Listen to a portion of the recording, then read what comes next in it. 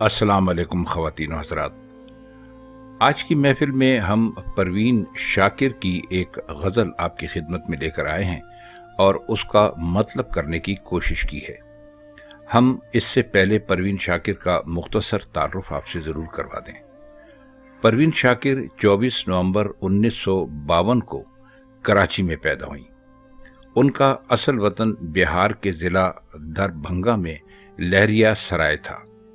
ان کے والد شاکر حسین ثاقب، جو خود بھی شاعر تھے، پاکستان بننے کے بعد کراچی میں آباد ہو گئے تھے. پروین کم عمری ہی میں شاعری کرنے لگی تھیں اور اس میں ان کو اپنے والد کی حوصلہ افزائی بھی حاصل تھی. پروین نے میٹرک کا امتحان رضویہ گرلز اسکول کراچی سے اور BA سر سید گرلز کالج سے پاس کیا. یہ دونوں کراچی میں ہیں. 1972 میں انہوں نے انگریزی ادب یعنی انگلش لٹریچر میں کراچی یونیورسٹی سے MA کی ڈگری حاصل کی اور پھر لسانیات میں بھی MA پاس کیا. تعلیم مکمل کرنے کے بعد وہ عبداللہ گرلز کالج کراچی میں ملازم ہو گئیں. 1976 میں ان کی شادی ان کے خالہ کے بیٹے نصیر علی سے ہوئی، جو ملٹری میں ڈاکٹر تھے. یہ شادی پروین کی پسند سے ہوئی تھی لیکن کامیاب نہیں رہی اور طلاق پر ختم ہوئی. ڈاکٹر نصیر سے ان کا ایک ہی بیٹا ہے. کالج میں 9 سال تک پڑھانے کے بعد پروین نے پاکستان سول سروس کا امتحان پاس کیا اور انہیں 1982 میں second secretary central board of revenue مقرر کیا گیا. بعد میں انہوں نے اسلام آباد میں ڈپٹی کلکٹر کے فرائض بھی سر انجام دیے. ان کی عمر ابھی 25 سال تھی کہ ان کا پہلا مجموعہ کلام خوشبو منظر عام پر آیا اور ادبی حلقوں میں دھوم مچا گیا. اس مجموعے پر انہیں آدم جی ادبی ایوارڈ بھی دیا گیا تھا. پروین کی شخصیت میں بلا کی خود اعتمادی تھی جو ان کی شاعری میں بھی دکھائی دیتی ہے. اسی کے سہارے انہوں نے زندگی میں ہر طرح کی مشکلات کا سامنا کیا. 18 سال کے عرصے میں ان کے 4 مجموعے خوشبو، صدبرگ، خود کلامی اور انکار شائع ہوئے.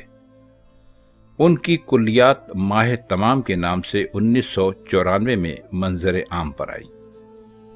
1985 میں انہیں ڈاکٹر محمد اقبال ایوارڈ اور 1986 میں USIS ایوارڈ ملا. اس کے علاوہ ان کو فیض احمد فیض انٹرنیشنل ایوارڈ اور ملک کا بہت بڑا ایوارڈ پرائڈ آف پرفارمنس بھی دیا گیا. لیکن ان تمام کامیابیوں کے باوجود اس شاعرہ کی عمر بہت کم تھی.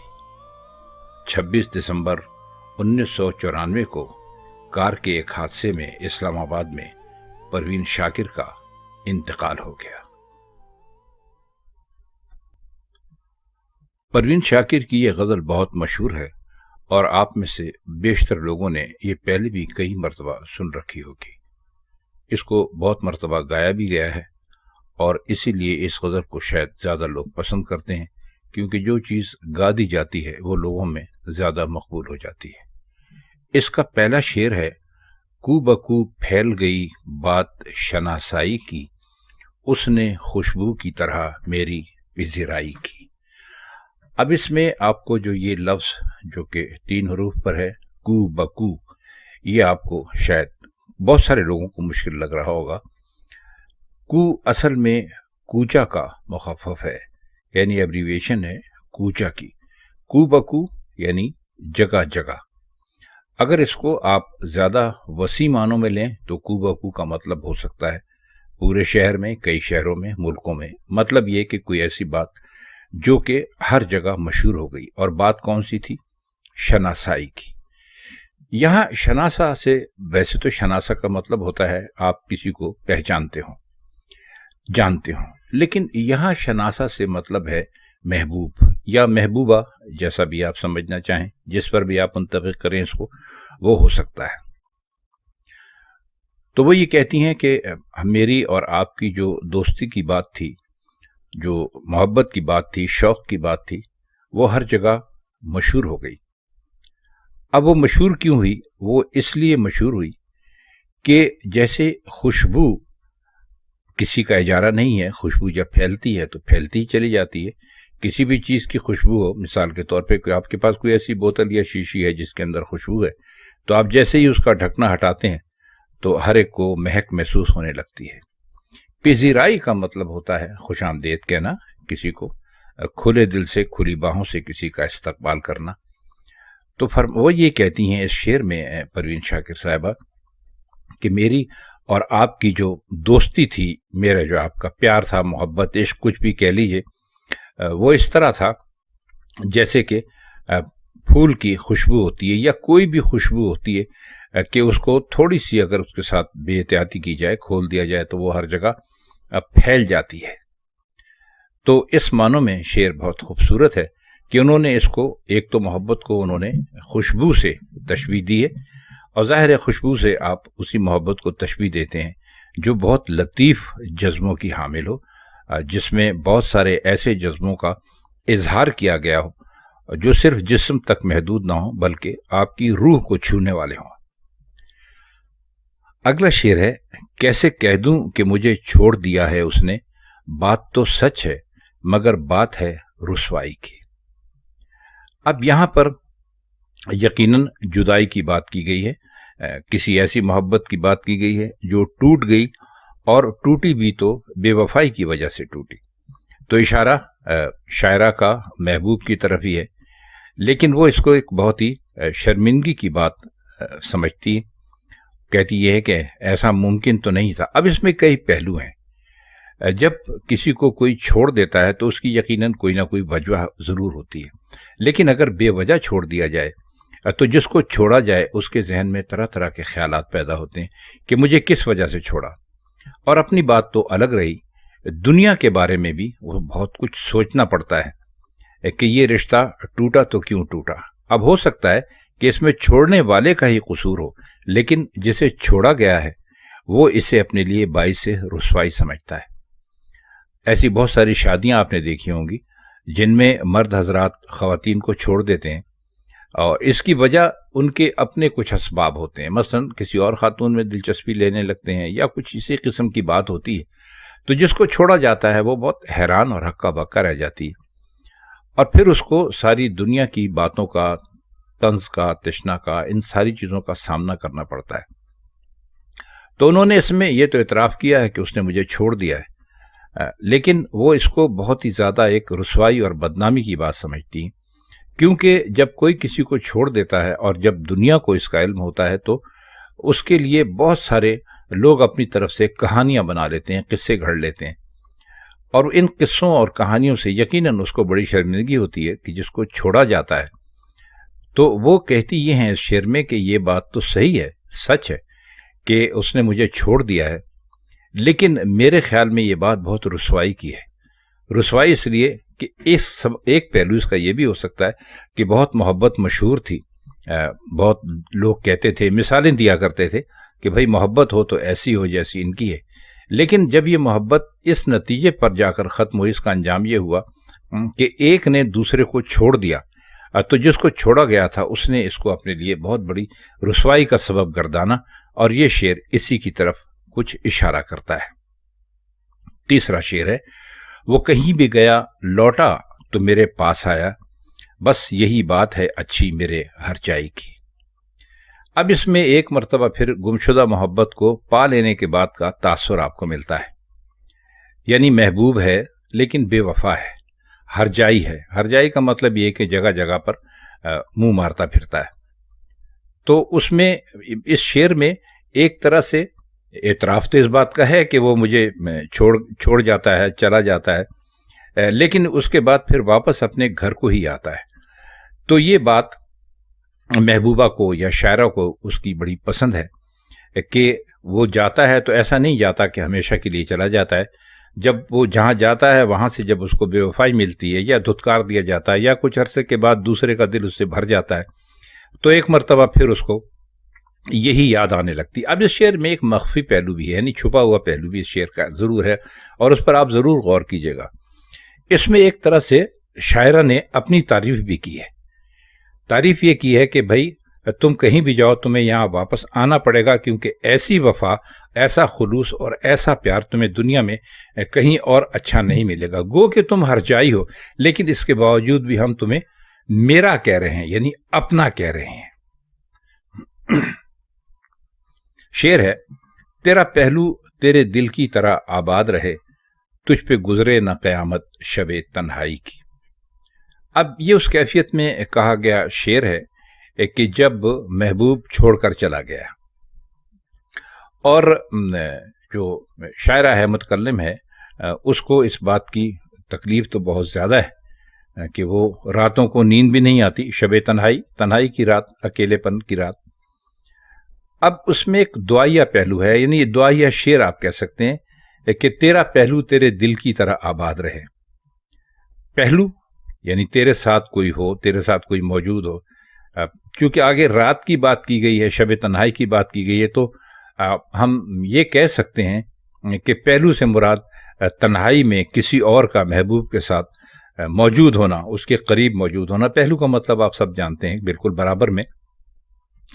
تجھ پہ گزرے نہ قیامت شب تنہائی کی، یعنی اس میں بھی جب خود تنہائی کی رات سے گزرنا پڑا، شب تنہائی سے گزرنا پڑا، تو پھر دل سے بجائے اس کے کہ کوئی گلہ یا شکوہ نکلتا، چونکہ محبت تھی تو یہ دعا نکلی۔ اور دل کی طرح آباد رہے کا مطلب یہ ہے کہ چونکہ تو ایک ایسا دل ہے تیرا کہ جس میں کوئی نہ کوئی ہمیشہ رہتا ہی ہے، تو ہماری دعا ہے کہ جیسے اس وقت تیرے پہلو میں کوئی موجود ہے، ہمیشہ تیرے دل میں کوئی نہ کوئی موجود رہے، اور تو کبھی بھی یہ قیامت کی جو رات ہوتی ہے، شب تنہائی، تجھے اس سے نہ گزرنا پڑے، تو ہمیشہ شاد رہے، آباد رہے۔ تو گلہ بھی ہے شعر میں تھوڑا سا، لیکن اس کے ساتھ دعا بھی دی گئی ہے، تو اس سے پتہ چلتا ہے کہ شعر کہنے والی یا شاعرہ نے جس پر رکھ کر کہا ہے، ضروری تو نہیں کہ یہ پروین شاکر ہی کی کہانی ہو، شاعر تو ہمیشہ دوسرے لوگوں کی بات کرتے ہیں اپنے اوپر رکھ کے، تو اس میں بھی انہوں نے اپنے اوپر رکھ کے ممکن ہے کسی دوسرے کی بات کی ہو، بلکہ دوسرے ہی کی بات کی ہے، تو وہی کہتے ہیں کہ تیرا پہلو تیرے دل کی طرح آباد رہے، یعنی ایک طرح سے انہوں نے اس میں تکلیف سے گزرنے کے باوجود بھی، جو شب تنہائی کی تکلیف ہے اس سے گزرنے کے باوجود بھی اپنے محبوب کو دعا ہی دی ہے۔ شعر ہے: اس نے جلتی ہوئی پیشانی پہ جب ہاتھ رکھا، روح تک آ گئی تاثیر مسیحائی کی۔ اب یہ بھی ایک تاثراتی شعر ہے، یعنی بہت ہی تکلیف تھی، پریشانی تھی، دکھ تھا۔ اب ضروری نہیں ہے کہ شاعر کو یا شاعرہ کو بخاری ہو، بعض اوقات آپ کسی کو دلاسا اور تسلی دینے کے لیے بھی کرتے ہیں، لیکن چونکہ یہاں پر مرض کی بات ہو رہی ہے تو یہ مرض محبت ہی ہو سکتا ہے جس کے بارے میں انہوں نے کہا۔ جلتی ہوئی پیشانی کا مطلب یہ ہے کہ وہ پیشانی جس کے اندر دماغ تھا، اور دماغ میں بہت ساری پریشانیاں تھیں، اور وہ اس سے تپ رہی تھی۔ بخار میں بھی آپ لے لیجئے، لیکن شاعر ایسی چھوٹی چھوٹی باتیں عموماً کرتے نہیں۔ روح تک آ گئی تاثیر مسیحائی کی۔ ایک تو دیکھیے جسم کی بات ہوتی ہے نا، آپ جسم کو تھوڑا سا فائدہ یعنی آرام یا سکھ پہنچانے کے لیے اس کا کوئی علاج کرتے ہیں، کوئی تدارک کرتے ہیں، تو انہوں نے یہ کہا کہ جب میری اپنے محبوب سے قربت ہوئی، اور جب میرے محبوب نے مجھے چھوا، تو اس نے جو میرے یہ علاج کیا تھا میرا، کہ میں درد میں تھی، تنہائی میں تھی، پریشانی میں تھی، تڑپ رہی تھی، تو نہ صرف یہ کہ میرا جسم اس سے سرشار ہو گیا، خوش ہو گیا، بلکہ اس کے چھونے کا اثر میری روح تک چلا گیا۔ تاثیر کا مطلب ہے اثر ہونا، اور مسیحائی تو اسی کی طرف اشارہ ہوتا ہے کہ جب ہم بات کرتے ہیں کہ حضرت مسیح علیہ السلام جو تھے وہ مشہور تھے اس بارے میں کہ وہ مردوں کو بھی زندہ کر دیا کرتے تھے، اور بیماروں کو اپنا ہاتھ لگاتے تھے تو ان کو شفا مل جایا کرتی تھی۔ تو اس کو اس معنوں میں آپ لیجئے، وہاں سے انہوں نے بہت سارے شاعروں نے استعمال کیا ہے مسیحائی کا لفظ، مسیحا، مسیحائی، غالب کے پاس بھی بہت ملتا ہے، اکثر و بیشتر شاعر اس کو استعمال کرتے رہیں، تو اس کا مطلب یہی ہوتا ہے کہ ایک شفا دے دینا۔ تو اگر اس شعر کو ہم دو چار لائنوں میں کریں تو اس کا مطلب یہی ہوتا ہے کہ جب محبوب آپ کے قریب ہوتا ہے اور جب وہ آپ کو چھوتا ہے تو نہ صرف آپ کے جسم کو ایک سکون اور آرام ملتا ہے بلکہ آپ کی روح بھی شاداب اور سرسبز ہو جاتی ہے۔ آخری شعر ہے: اب بھی برسات کی راتوں میں بدن ٹوٹتا ہے، جاگ اٹھتی ہیں عجب خواہشیں انگڑائی کی۔ اس شعر میں روح سے زیادہ بدن کی پکار آپ کو محسوس ہوتی ہے یا اس کا تاثر ملتا ہے۔ عجب خواہشیں، ظاہر ہے کہ عجب خواہشوں کا تو بہت زیادہ مطلب نہیں کیا جا سکتا۔ عجب خواہشوں سے مطلب یہ ہو سکتی ہے کہ ضرورت محسوس ہوتی ہے اپنے ساتھ کسی ساتھی کی، کسی دوست کی، اور یہ کب ہوتا ہے؟ جب برسات کی راتیں آتی ہیں۔ دیکھیے موسم کا شاعروں پر بہت اثر ہوتا ہے۔